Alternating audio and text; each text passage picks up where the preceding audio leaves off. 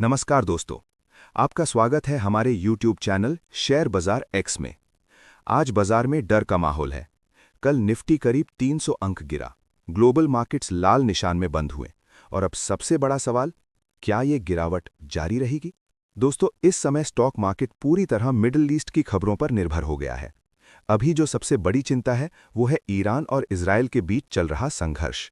जैसे जैसे ये कॉन्फ्लिक्ट बढ़ रहा है, वैसे वैसे निवेशकों की चिंता भी बढ़ रही है। मार्केट फिलहाल फंडामेंटल्स नहीं, हेडलाइंस पर रिएक्ट कर रहा है। अगर अच्छी खबर आती है तो रिकवरी तेज हो सकती है, लेकिन अगर हालात बिगड़ते हैं तो गिरावट और गहरी हो सकती है।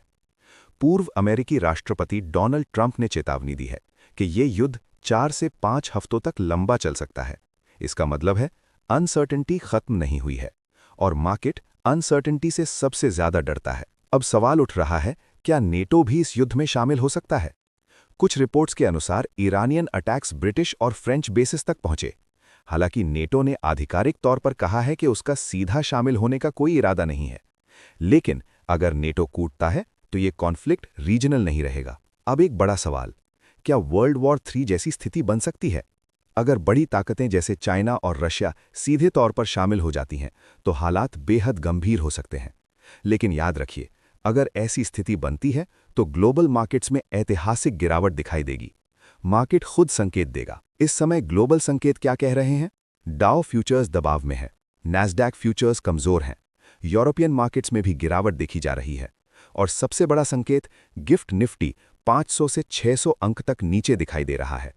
मतलब भारतीय बाजार भी दबाव में खुल सकता है। भारत के लिए चुनौती थोड़ी ज्यादा है। क्यों? क्योंकि डॉलर मजबूत हो रहा है, रुपया कमजोर हो रहा है, क्रूड ऑयल की कीमतें बढ़ रही हैं और एफआईआईज लगातार बिकवाली कर रहे हैं। ये 4 फैक्टर्स भारतीय बाजार को ज्यादा वल्नरेबल बनाते हैं। अब सबसे जरूरी सवाल, निवेशक क्या करें? सबसे पहले, पैनिक मत कीजिए।